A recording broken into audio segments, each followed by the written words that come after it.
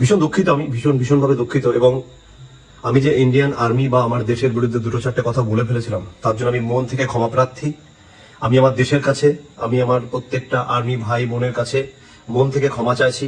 ভাই অ্যাকচুয়ালি মন থেকে কোনো ক্ষমা চাইছে না। ভাইয়ের যেটা সমস্যা হয়েছে, ভাইয়ের এই টেনশনের মধ্যে কিছু জিনিস গ্র্যাভিটির উল্টো দিকে উঠে গেছে। এবার গ্র্যাভিটির উল্টো দিকে উঠে গিয়ে ধাক্কা মেরেছে ঠিক এই জায়গাটাতে, যে জায়গাটার নাম হচ্ছে হাইপোথ্যালামাস গ্রন্থি।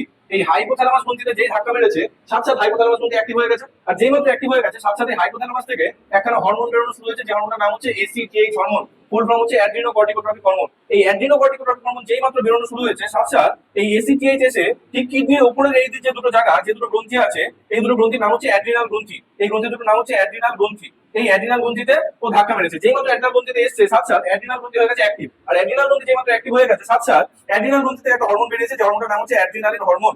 যে হরমোনটার নাম হচ্ছে অ্যাড্রিনালিন হরমোন।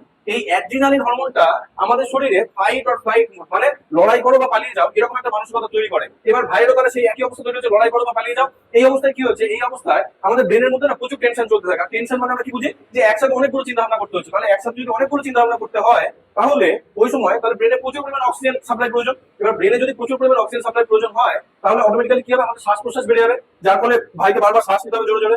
এক দু নম্বর সমস্যা কি হবে, দু নম্বর সমস্যা হবে হার্টকে তো ওই অক্সিজেনটাকে ব্লাডের মধ্যে পাঠাতে হবে। তাহলে হার্ট কি করবে, রক্তটাকে অত্যাধিক বেশি পাম্প করবে। এইবার তার ক্যাপাসিটি যদি, হার্টের ক্যাপাসিটি যদি এক্সেস হয়ে যায়, তাহলে হার্ট অ্যাটাক সম্ভাবনা থাকবে। আবার তিন নাম্বার কি হবে, রক্ত যেহেতু বেশি পরিমাণে ফ্লো হচ্ছে, যার ফলে ব্লাড প্রেশার হাই হয়ে যেতে থাকে। তাহলে এই যে ভাই ওই যে ক্ষমা চাইছে যা করছে, অ্যাকচুয়ালি ওর মধ্যে কি হচ্ছে, ওর মধ্যে তিনটা সমস্যা হচ্ছে।